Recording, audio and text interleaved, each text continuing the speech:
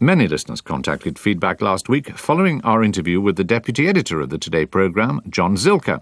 He was asked to explain why, when interviews overran, the weather forecast before the 8 a.m. news bulletin was sometimes cut short, very short, while trails were left untouched. I can entirely understand that for some listeners the weather will be more important than the trails. I can equally understand that for other listeners maybe the trails are important too. I can only refer you to what I said before, that we do try and stick to the 90 seconds. Well, following that interview, we were deluged with critical comments. The first one is from Alison Burrows of St Albans, who you may remember was one of the listeners featured on last week's feedback, raising concerns about the squeezed weather forecasts. Thank you very much for pursuing or attempting to pursue the issue of the weather forecast and trails. And what happened on Monday? 50 seconds of weather forecast, followed by a 40-second trail for Alan Johnson, the failed rock star. Colin Williams from Pangbourne is scornful of Mr Zilker's comment that a significant proportion of listeners find trails useful. If he can actually find a Radio 4 listener who would rather listen to a trailer than hear the weather forecast, I'll buy him a drink, and I'll make it a double. Only broadcasters and trailer makers have this obsession with advertising their programmes. Listeners do not share it.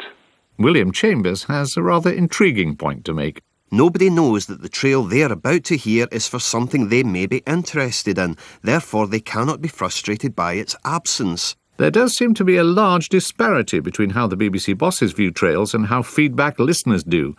Why? Dennis Nolan is the network manager of Radio 4. There are listeners I know who have an insatiable appetite for weather, and I've no doubt that we could run a long weather forecast full of fascinating and relevant information. But it's been established that in 90 seconds you can actually present a very satisfactory and actually pretty comprehensive picture of what's happening over the next 24 hours. But you would accept that when it's run at 20 seconds or 30 seconds, it's almost inevitably bound to be inadequate. I accept that, yes, and I understand the irritation of listeners who are deprived of that additional information, certainly. But they don't think they need to be deprived of it. They say, well, OK, if the interviews are running late on the Today programme, they shouldn't, but if they are running late, why not cut the trailer instead of cutting the weather forecast? Now, if the editor of Today rings you up and says, which would you prefer me to cut, the weather forecast or the trailer, which would you say?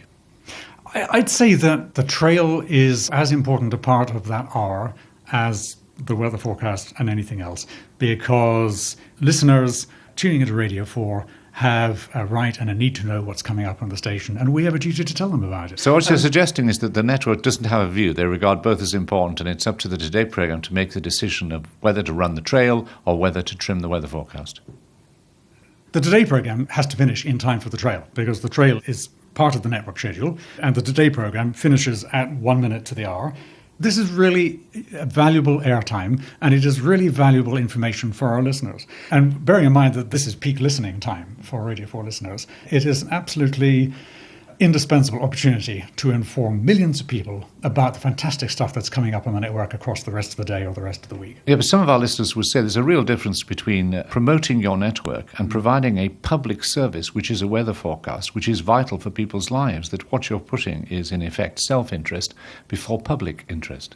Well, I would say that the trail is as much a public service as the weather forecast or any other part of Radio 4.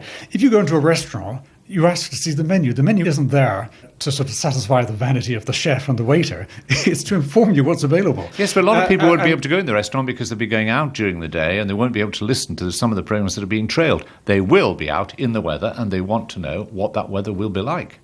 Well, there are other opportunities to find out about weather, and certainly we regret when the weather forecast is trimmed, and we know that the Today team work hard to manage their time in order to ensure that 90 seconds is respected.